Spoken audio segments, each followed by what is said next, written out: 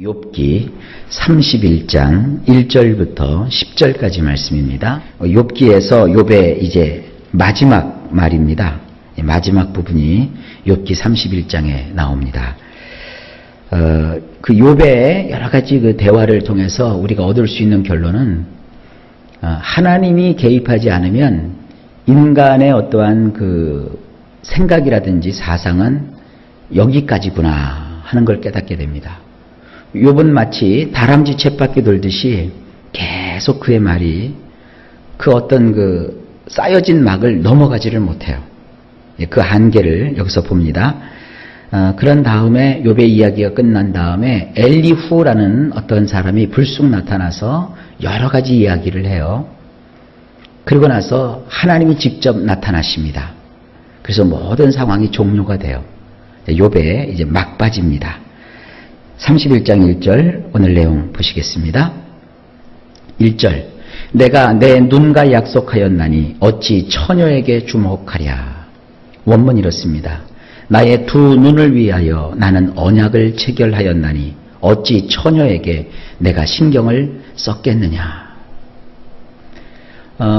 사람은 말이죠. 그 눈으로 보는 것이 어떠냐에 따라서 삶이 달라져요. 그 왜 세상 하나님을 안 믿는 사람들은요, 남자들이 그래요.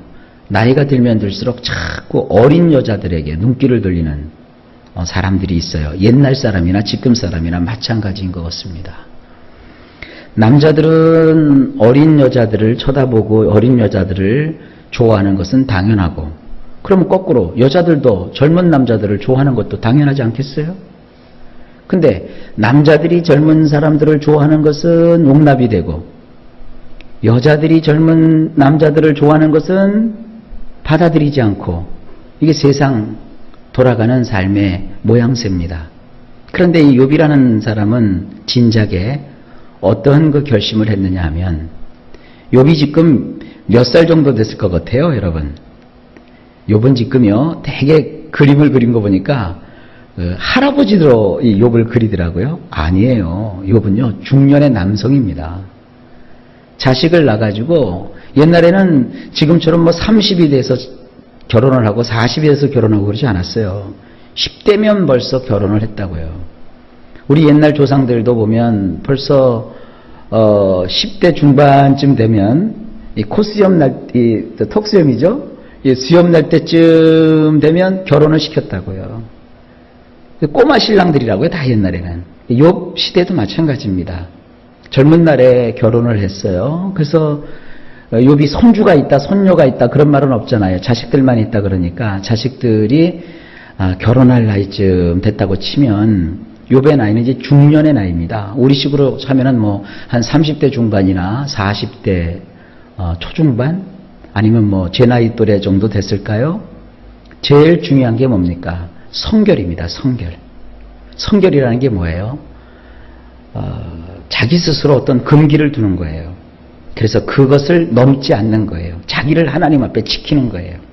욥은 그러한 언약을 체결했다는 거예요. 두 눈으로 보는 것을 내가 조심해야 되겠다. 하나님이 원하시는 것만 보고 하나님이 원치 않는 것은 내가 보지 않겠다.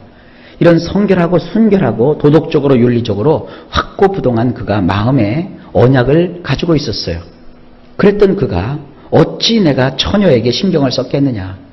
나는 내 아내만 봤고 나는 정말 이러한 부분에 있어서도 순결하고 깨끗한 삶을 살아왔다. 이런 얘기예요.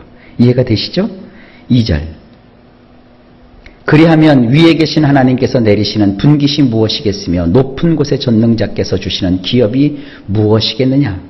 원문 이렇습니다.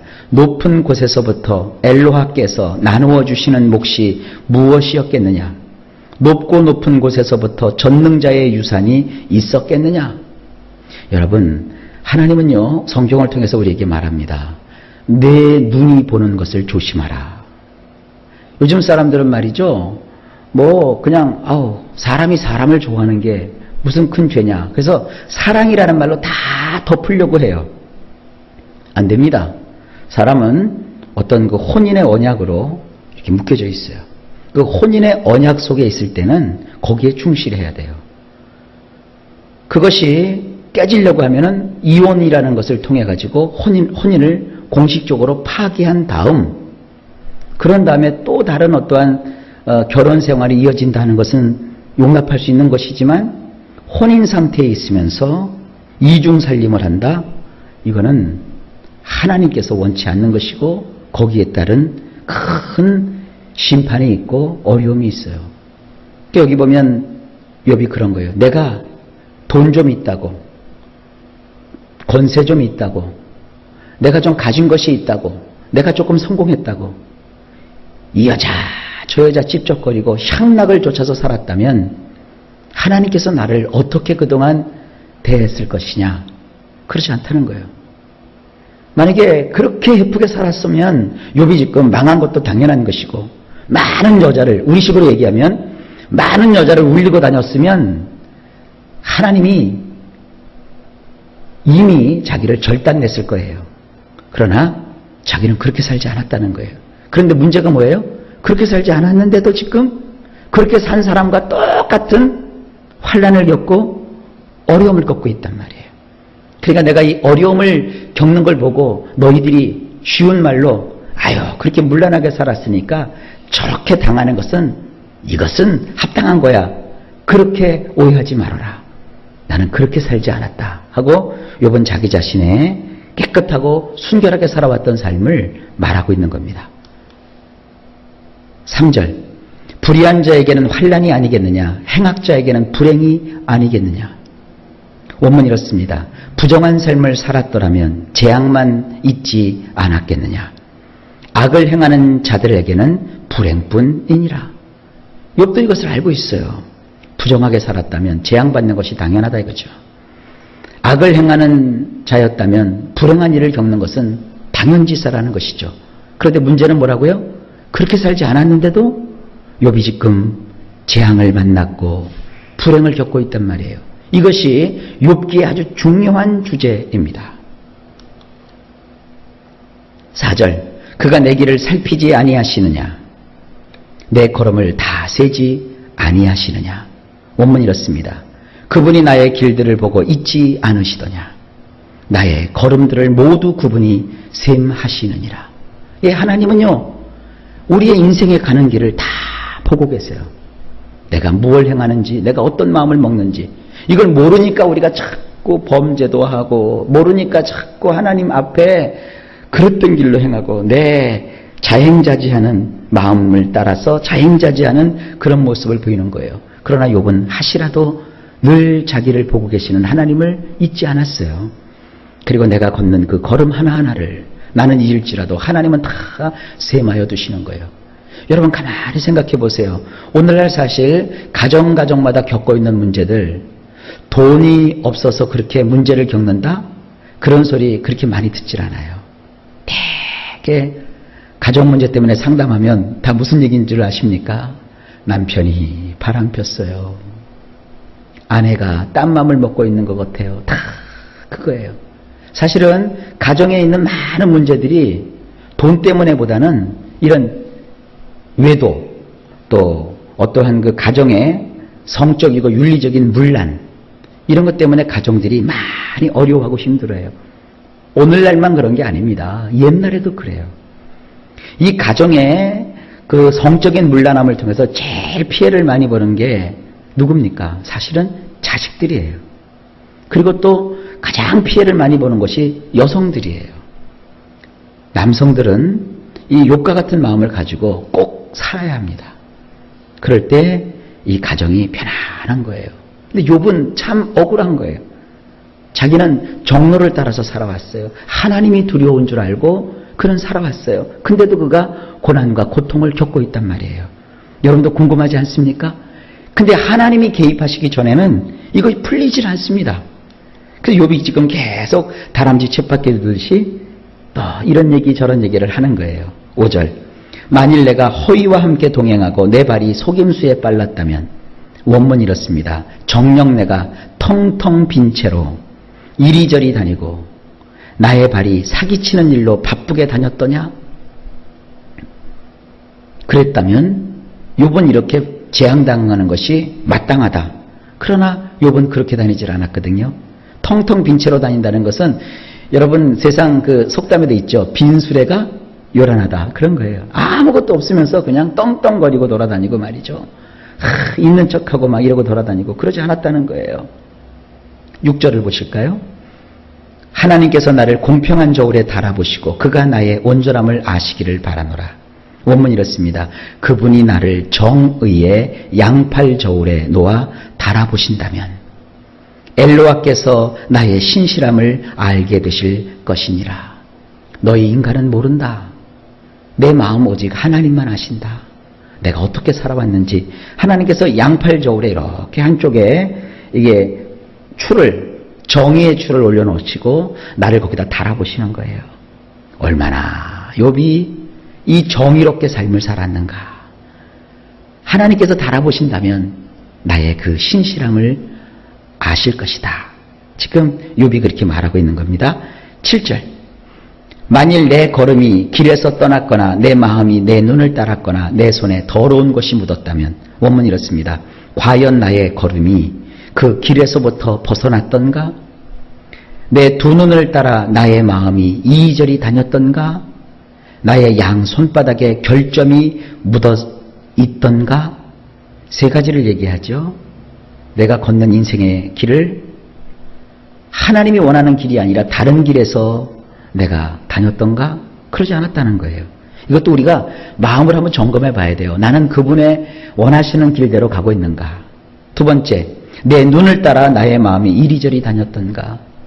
우리는 우리 눈에 보기 좋은 대로 다니면 신앙이 아니죠. 누가 보시기에 좋은 대로 다녀야 돼요?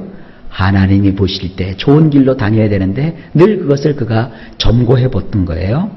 그 다음에 자기의 삶을 돌아보죠. 나의 양손바닥에 결점이 묻어 있던가? 우리는 이 손으로도 범죄하면 안 돼요. 그러니까 이 세 가지를 늘 욥이 살폈어요. 근데 가만히 보면 그렇지 않았단 말이에요. 만약에 이렇게 살았다면 어떻게 하나님이 욥을 대했을까요? 8절. 내가 심은 것을 타인이 먹으며 나의 소출이 뿌리째 뽑히기를 바라노라. 원문이 이렇습니다. 내가 심은 것을 다른 사람이 먹어치웠을 것이며 내가 생산한 것들이 뿌리째 뽑히고야 말았을 것이라. 자, 이 7절과 8절을 연결시켜 놓으면요, 굉장히 중요한 영적인 가르침이 돼요. 내 마음대로, 내 뜻대로, 내 방식대로, 내 기분대로 여러분 삶을 살면 결국 어떻게 되느냐 하면 두 가지예요. 심은 대로 거두질 못해요. 내가 심었어도 다른 사람이 와서 그걸 다 먹어 치워버려요. 그러니까 내가 심은 대로 먹으려면 하나님의 방법대로 살아야 돼요. 누구는 막 살고 싶다고 막 살 수 없지 않습니다. 누구든지 마음만 먹으면 자기 마음대로, 자기 기분대로, 내키는 대로 살아갈 수 있어요. 그러나 그렇게 살면 열매를 얻지 못해요.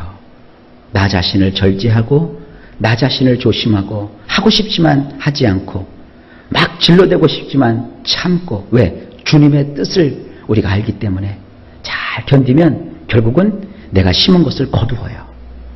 그러나 그렇게 살지 않으면 남들이 와서 내가 애쓴 것을 결국은 다 뺏어가요. 심지어 내가 생산한 것들이, 내가 농사지은 것들이 뿌리째 뽑히고 말았을 거예요. 굉장히 중요한 영적인 교훈이죠. 9절. 만일 내 마음이 여인에게 유혹되어 이웃의 문을 엿보아 문에서 숨어 기다렸다면, 원문이 이렇습니다. 과연 나의 마음이 여자의 꼬임에 빠졌던가? 나의 이웃의 문이 열려지기만을 내가 기다리며 도사리고 있었던가? 이 음란의 문제입니다. 이 갑자기 난데없이 왜 음란의 문제가 딱 튀어나왔느냐? 중요한 문제예요. 지금도 음란의 문제가 굉장히 중요한 겁니다. 오늘 앞부분에 제가 말씀을 드렸어요. 이 당시도 마찬가지예요. 모든 문제는 음란 때문에 와요. 음란 때문에. 여자 문제라고요. 남자에게 있어서. 굉장히 중요합니다. 근데 만약에 욥이 마음으로 여자의 유혹을 기다리고 있고 여자의 유혹을 그냥 물리치지 않고 거기에 빠졌던지, 아니면 자기가 또 적극적으로 이번에는 남의 집 문간에 이렇게 도사리고 있다가 그 문이 열릴 때까지만 이렇게 잠복하고 있다가 거기 열리면 들어가서 부정한 일을 그가 만약에 저질렀다면, 이 문이라고 하는 것은 뭐냐? 남의 가정이에요. 남의 가정. 이러한 또 어떤 그 뭐라고 하죠? 이 성적인 범죄를 뜻해요. 이런 것을 자기가 추구하며 살아왔다면 10절 내 아내가 타인의 맷돌을 돌리며 타인과 더불어 동침하기를 바라노라. 이것도 아주 굉장히 무시무시한 얘기인데 원문을 보면 이렇습니다. 다른 사람을 위해 나의 아내가 맷돌질을 하며 그녀 위에 다른 남자들이 엎어졌을 것이라. 만약에 내가 그렇게 문란하게 살았다면 내가 이런 일을 당했을 것이다. 내 아내가 나를 위해서 맷돌질을 해야 되거든요. 옛날에는 다 이 맷돌로 다 갈아먹었잖아요. 그죠? 맷돌질하니까 여름에 콩국수 생각나는데 그 콩국수는 이제 집에서 이제 아내가 하고 있는 거예요. 근데 이것을 어떻게 해요? 나를 위해서 하는 줄 알았더니 밖에 나갔다 들어오니까 없어졌어요. 알고 보니까 다른 남자를 위해서 그걸 준비해갖고 다른 남자를 갖다 준 거라고 칩시다. 이런 일이 벌어진다는 거예요. 이게 뭐예요? 완전히 그의 인생 속에는 이런 불행이 오는 것이죠. 세상에 이 도덕적인 일에 있어서 이 성범죄는요, 이렇게 사람을 불행하게 만들어요. 그러니 그 남자가 얼마나 마음에 외롭겠어요. 그녀 위에 다른 남자들이 엎어졌을 것이라. 이게 좀 굉장히 원문으로 보면 원색적으로 표현이 되어 있죠. 이렇게 내가 문란하게 살았더니 어떤 일이 벌어져요? 나의 온 가정이 다 이렇게 문란 속에 빠졌다는 거예요. 그러나 욥은 이런 일을 했다 안 했다? 안 했다. 안 했음에도 불구하고 이런 엄청난 불행이 자기에게 찾아왔다. 지금 그렇게 얘기하고 있는 겁니다. 자, 이제 그 다음 절부터 또 다른 이야기가 이어집니다. 오늘 여기까지.